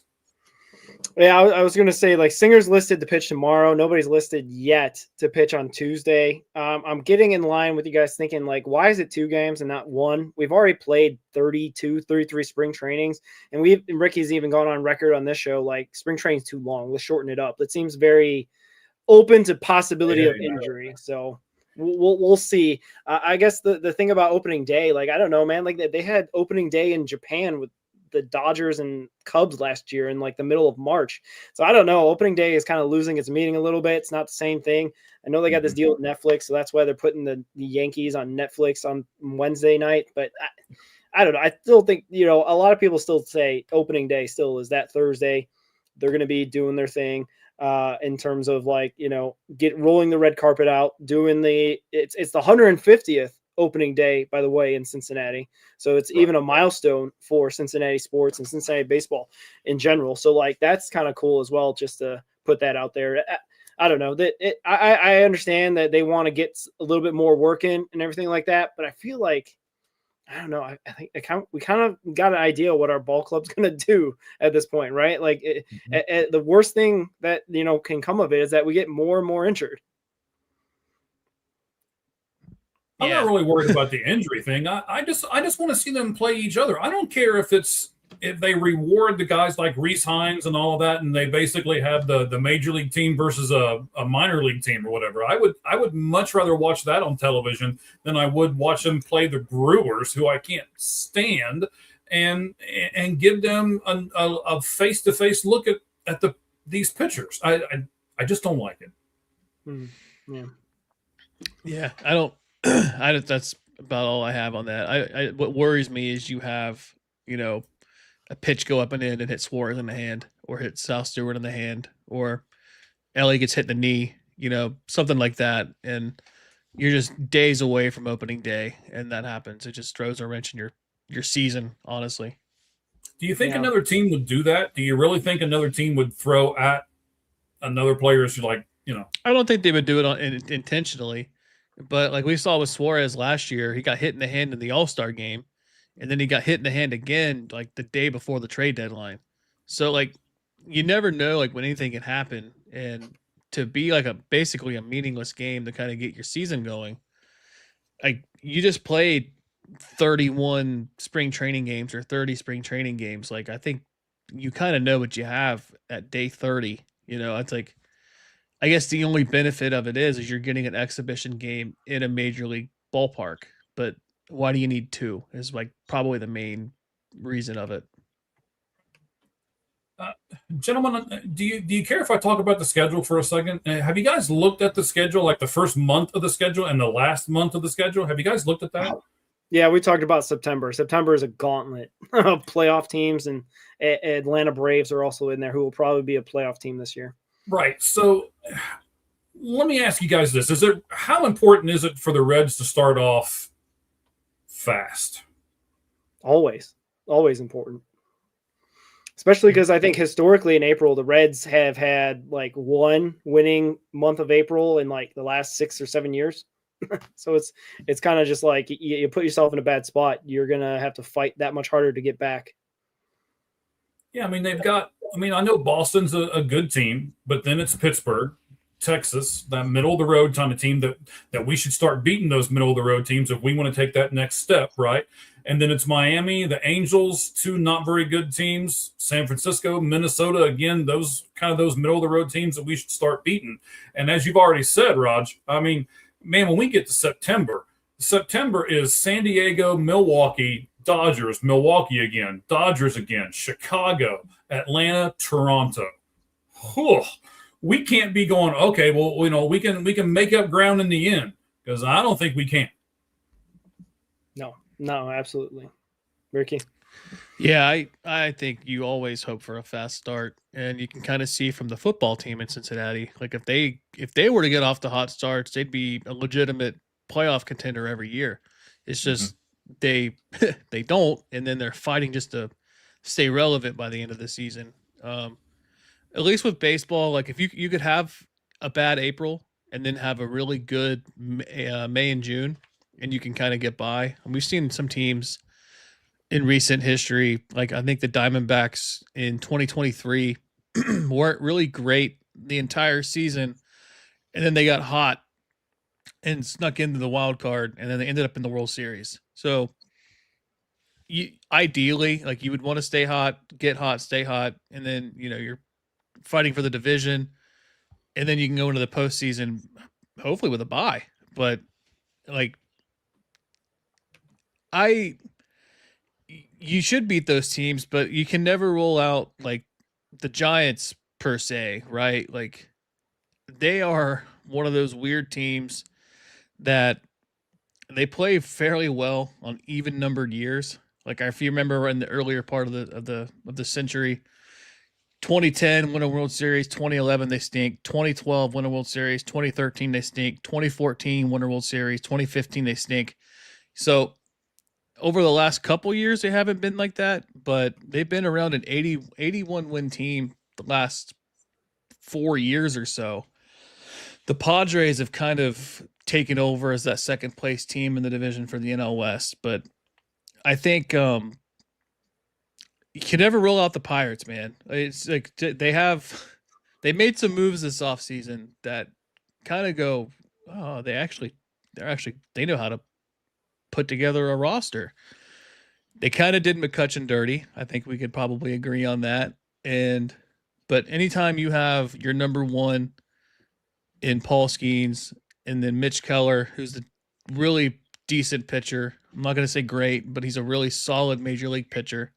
Mm-hmm. And then the moves that they made, Mason Montgomery, they acquired from the Rays, I think, in that trade. Lau, they got Ryan O'Hearn, like who we as Reds fans were kind of hoping maybe we would get him. But with the Pirates, like their defense is going to be atrocious, so they better hope that their pitchers are striking guys out, or there's going to be a lot of errors out there. Yeah, you want to win games, you want to start out hot, but I'm not terrified because even if you start out hot in April, if you have a bad May, it kind of just negates the whole thing. Yeah, but you got to beat the teams that you're supposed to beat. That's they've got the Angels, they've got the Marlins, they've got all those teams in the beginning. And it's you made the comparison to the Bengals, right? Remember opening day they lost to the Patriots a few years ago, and they were like, oh well, everybody was like, oh, I can tell you on the fantasy thing where you have to pick a team every week, to I think it's called like suicide or whatever, because you gotta pick one team per week and then you can't pick that team again. I was out week one because I picked Cincinnati to beat the Patriots, and I was really solid in that pick, and then it was like, what are we doing? And I just don't want to be looking at the Reds after all of this hype that we're talking about, right? It's a better team. It's a better roster. They're a lot, and then they start out like 6-12 or something like that. It's just we can't do that because all that momentum will be gone. For sure. Yeah, it's something that definitely plagues the Reds in recent history. I actually was looking it out because I had stats out here in 2025. the Reds went 14-13 in April. And they did the same thing in 2024. But as you guys probably know, May of 2024, the Reds went 19-18 or 9-18. Sorry, I give them more credit. 9-18 in April or May 2024. One of the worst months I've experienced as a Reds fan in recent memory, aside from a team with that 162 games. So we knew they were out of it from the start. And that's why David Bell wasn't manager after 2024. Yeah. Yeah. So if anything, Mike, to answer your question kind of quickly, it is a gauntlet for this Reds team to go through in September or throughout the whole season, because there are teams like the Pirates that we don't take seriously, and they end up taking 2 out of 3 from us from time to time. I think, though, Tito has raised the floor on this team and has eliminated those peaks and valleys where they're a pretty consistent, disciplined ball club that they're going to be competitive, at least, right? Like there was that streak where they weren't swept until by the Dodgers in late August, early September, or whatever it was, right? So they're going to compete every single day to win. Whether they win every single series, probably not, but they're not going to be going away on the Sunday games and just packing it in and just saying, okay, we're going to get swept today. Let's move on to the next thing, right? So like this team's going to compete even in April, even in September. And that at least makes me feel better as a Reds fan that at the very least, this ball club is not just going to get a month where it's going to be 9-18. That's how I feel. But yeah, I agree. You guys got anything else about it? I mean, we could talk about opening day as well. We Abbott versus Crochet, and then we got, hopefully Brady Singer's going to be pitching. Maybe Ladola. Like, hopefully we'll have those two guys in game 2 and game 3. But like, what are you guys' thoughts on like the Red Sox series coming up? The opening day, just 4 days away, right? Yeah, I made like a mock opening day roster or opening day lineup. I don't see how you could be much different than this other than just where you hit them. But I think this is probably what we're going to see in terms of positions and who's playing. I got TJ Friedl leading off, Matt McLean batting second, Elliott shortstop batting third. I think Suarez is probably going to start at DH to start the season, kind of get him acclimated. And Ke'Bryan Hayes being the reigning Gold Glover at third base kind of earns the opening day start with that. Plus, they're facing a lefty. You're going to see a lot of right-handed hitters in this lineup. I got Sal Stewart playing first base, Marte playing right field. Tyler Stevenson's going to be catching your opening day catcher with Andrew Abbott as your opening day starter. I think the only thing that maybe I could change from this is maybe you switch Sal and Steer and you put Sal up a spot. But what are your guys' overall thoughts on this opening day lineup? So, Mike, go ahead. So I'm staring at it here. I love the top of the lineup. 1 through 4 is great. I'm going to disagree with you a little bit. I don't want to have 2 really slow people at the bottom of the lineup. I like a speedier guy at the bottom. I'm not sure who I'm going to put at the bottom, though. Marte's I would pretty almost be. I don't know. I mean, move Stevenson up to right behind Suarez, and then put Sal at the bottom of the lineup. Maybe that would be my only criticism, because I guess I'm more the old school guy where I like to have the 9 guy to give me some speed to kind of to roll over into the top of the lineup again. But other than that, I mean, think of this lineup, and man, if Matt McLean can do what he's doing in spring training. Let's go. I'm starting to get excited, gentlemen. It's Thursday. I know you always end the show with "Let's go Reds," but man, let's go Reds right now. Yeah, for sure. I had put that post out there earlier about the 2025 lineup, and I don't care if you got Ke'Bryan Hayes at the top of the lineup. This lineup's so much better in 2026 than in 2025. And, you could even switch out a Dane Myers for TJ Friedl, because Dane Myers kills lefties. I don't know if Tito is going to do that to TJ, because I think TJ's, earned a starting spot on this team. It's just going to be interesting how he mixes and matches his matchups and whatnot going forward. And Noelvi Marte, man, like a year ago, for him to be in this lineup is kind of impressive, because we weren't sure exactly where he was going to play. Like we had Candelario starting at third, because we weren't sure if Marte could even play third because of his kind of getting the yips and not being able to field really well at third base. So like, it's kind of great to see him potentially back in this lineup. Obviously this is projected. We'll see what it actually looks like in a couple days, but I'm kind of excited for him to be a part of this ball club. And, Dane Meyer has impressed me a lot, especially with his off the field stuff. I've watched him just sign and sign and sign. Great Christian guy. Talks about his religion. You guys have really tapped into that with all of the people that you brought on the show as well. I'd love to have Dane on sometime for you guys. And I wouldn't even mind him being there instead of Spencer. And you move everybody up a spot and you put Dane in the 9 hole, and again have that speed to pop up to the bottom, or to the from the bottom to the top of the lineup again. I wouldn't be opposed to that at all. Yeah, for sure. I don't know about you, Ricky, but I like the lineup way better. So I don't know if Tito can really put out a lineup that could upset the fans, I guess, at this point. That would be interesting. Well, I mean, he could have he could have Tyler Stevenson batting leadoff like he did the first game of spring training, and then have I don't know, Noelvi Marte playing shortstop and Ellie playing left field. Just although the fans might like Ellie playing left field just based on how much they don't like him playing shortstop, but they could also pull Andrew Abbott in the first inning and go sign Ian Jabot and go have him be your opener. Yeah. Still time for that, huh? Still time to do that. Yeah. Obviously, I guess, I'd let you little softball there to knock it out of the park in that joke. But anyway, I don't know. The lineup permutations could be different than what you projected, but that to me is a really strong starting lineup. Obviously switch maybe a little bit to have like a stronger 9 hitter to turn over the lineup for sure. Like Debbie Brown, I think, pointed out, like could be something that could be improved upon that lineup. But other than that, no notes for me. Yeah, I guess kind of going into the game, 2 lefties starting. Crochet's a lefty, Abbott's a lefty. We haven't had a back-to-back opening day starter, it feels like, in quite some time. I think we all kind of thought Hunter Green would be that guy this year, but I think I had mentioned on the show earlier in this offseason that when Andrew Abbott got named pitcher of the year at Reds Fest, I was like, well, he's going to be the opening day starter. And sure enough, he is. But like I said, I think if Green was healthy, you would probably think he's your opening day starter. And then with the Lodolo issue, it's concerning with game 2.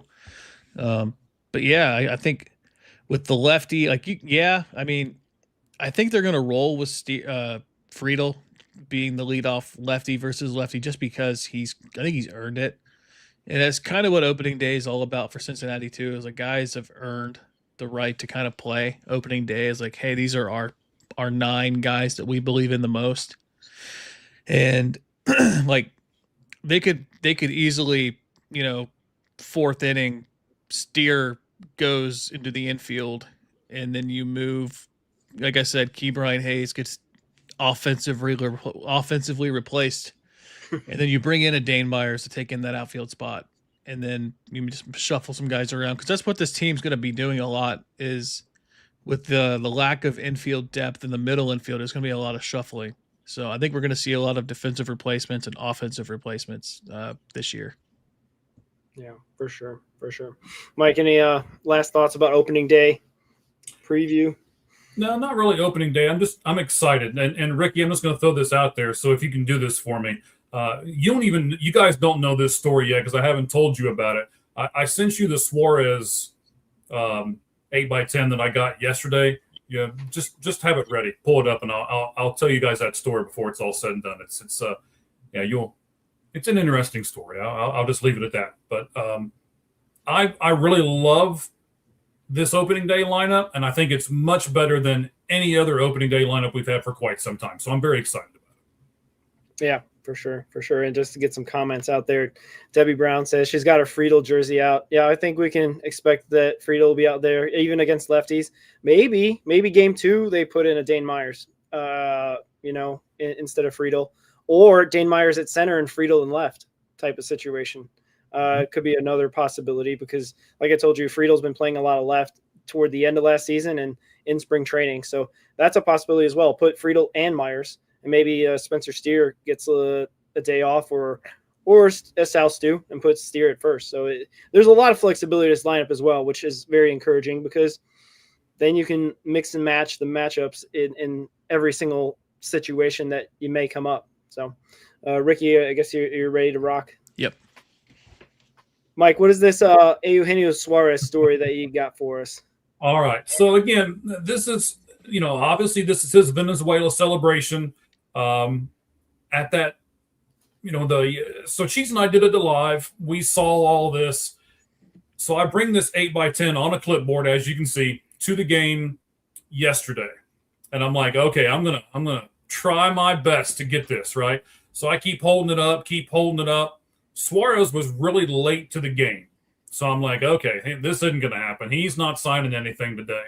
So I'm turning around to leave, and I bump into this gentleman, and he says, so it's broken English, and I'm not insulting the guy whatsoever. This is just true and what it exactly was. So he's like, oh, I love that picture, and he loves that picture. And I said, I'm sure he does. I mean, we watched this live. This is a great shot. I didn't want Venezuela to win because I'm an American, but I loved that Gino got to celebrate. And he says, me too. And so I'm like, okay, nice talk. And so I'm walking away, and the guy, so I'm a first responder. I'm at a prison. Don't snatch stuff away from me, right? And this guy snatches the clipboard out of my hand.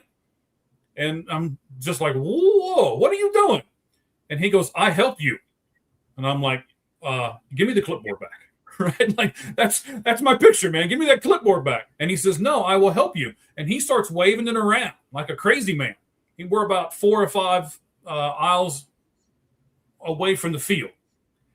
And then the lady that's with him looks at me, and she could speak better English. And she goes, he's his brother. Huh. And I went, sure he is. And give me the picture back, right? Like, I don't trust a whole lot of people because of what I do for a living, right? So I'm like, give me that back. And he's like, no, brother, I will get it signed for you. And he literally like mashes through people and gets down to the bottom, and Suarez sees him, says hi to him. And I'm like, oh my gosh, he really is his brother. He went down there with that picture and starts waving it. And Suarez comes over, signs some other stuff for some other people. And what is the chances, gentlemen, that you go to, you think it's over and you're not going to get this thing signed, and you bump into Eugenio Suarez's brother, and he takes it away from you and goes down and gets it signed for you. I took pictures with him. I haven't put them out on social media or anything yet. I have one of his social medias for kind of our reference.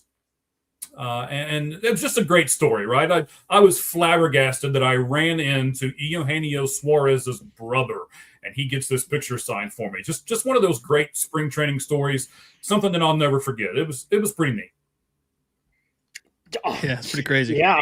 That's just underselling. Yeah, it's just pretty neat. That's great stuff. That's like you got kind of not exactly that type story, but you got a bunch of those stories where people that you meet in spring training, Mike, all the time. That's kind of mind blowing, and that you rub up shoulders with some people that either, like you said, family. I think you met Julian Aguiar's family when I was there as well, while trying to get Aguiar's signature, though that was kind of cool. And that's another guy we even talk about for pitching staff depth as well. So shout out Julian Aguiar. But this is also just a fantastic story, and it was awesome because Eugenio is one of the good ones, and he's kind of a guy that I think is super excited to be back in Cincinnati and playing for the Reds.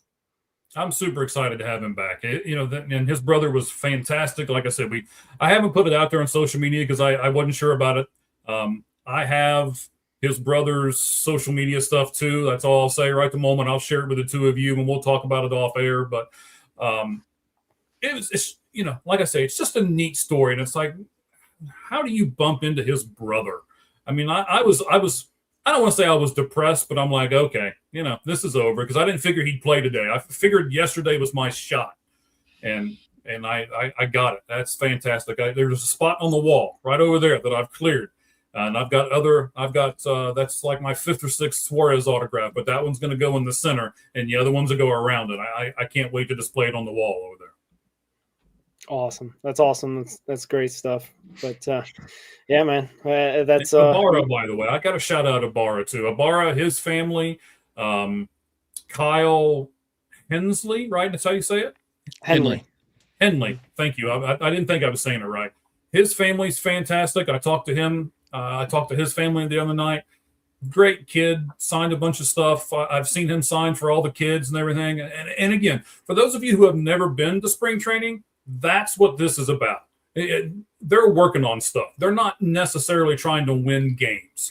They're working on things, and the stuff that you see off the field, on the back fields. Roger was there. He can tell you some of those minor league guys that we watched. I can't remember. Roger, can you remember who the guy was that got down on his knees with the little kid and signed the ball and stuff for him? Who was that?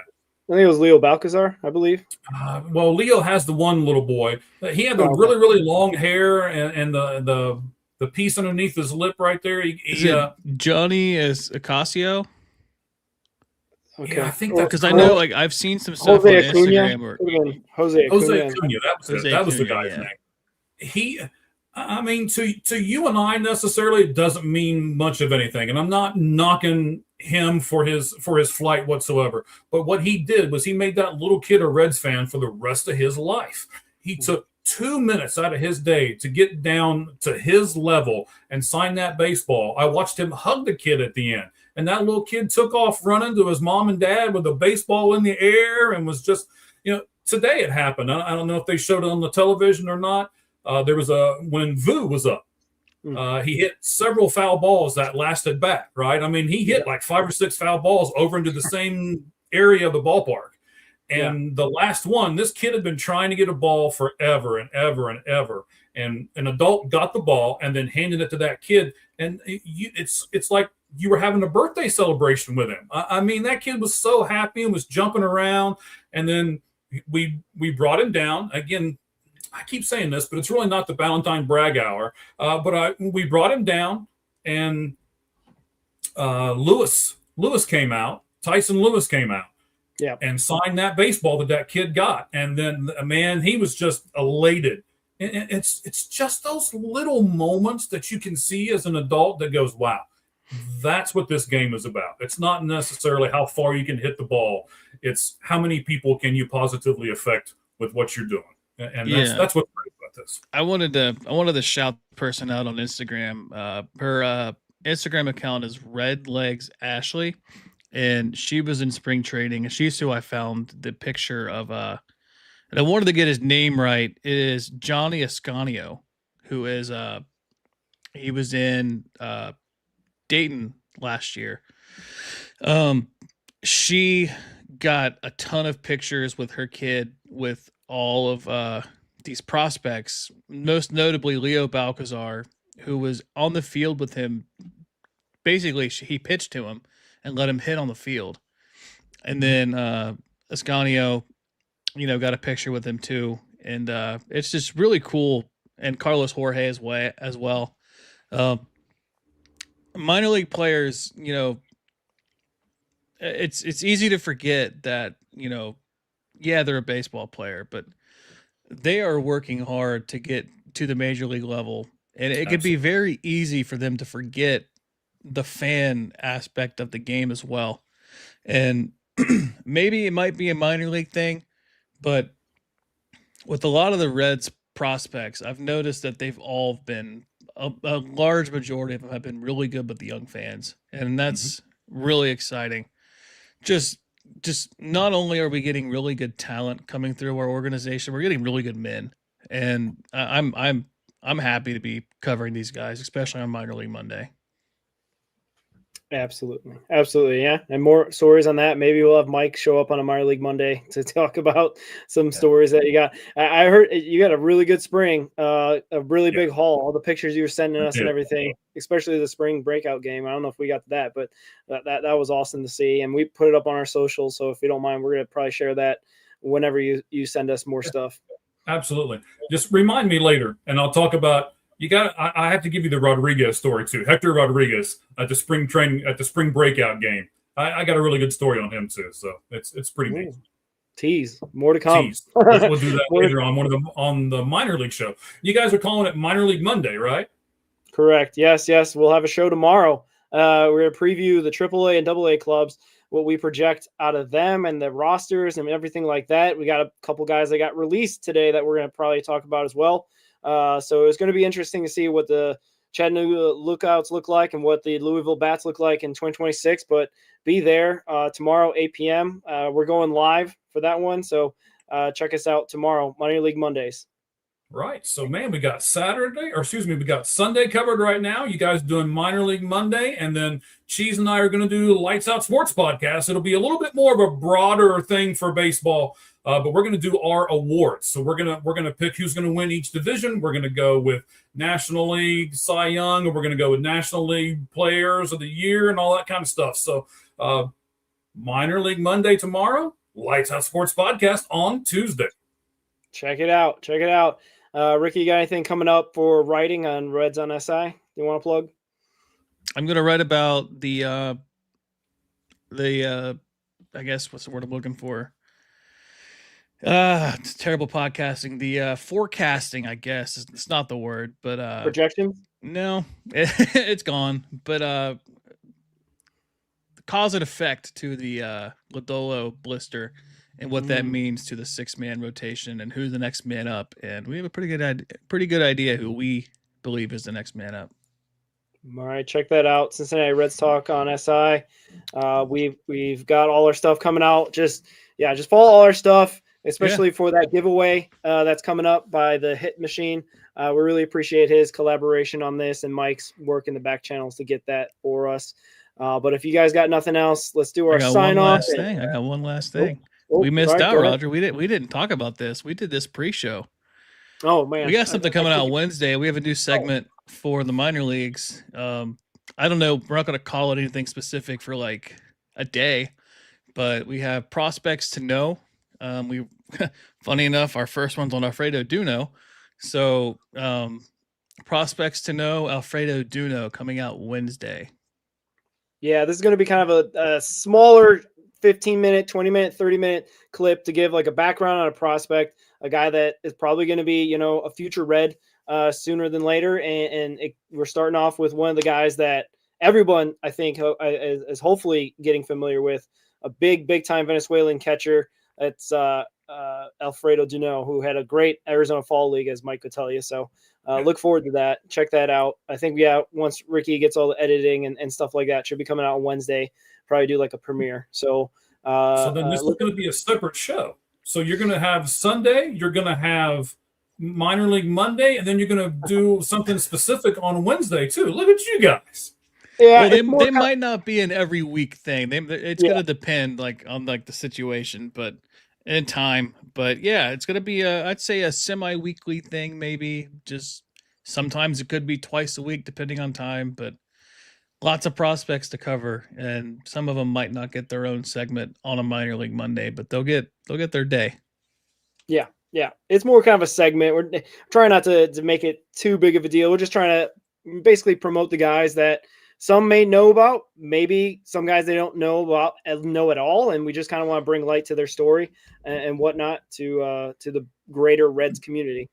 So yeah, because everybody knows who Alfredo Duno is, but not everybody knows who Jose Colina is, who is Alfredo Alcantara. They might not know these guys yet, so we're gonna cover these guys in depth that could be on the cusp of becoming a top 30 prospect.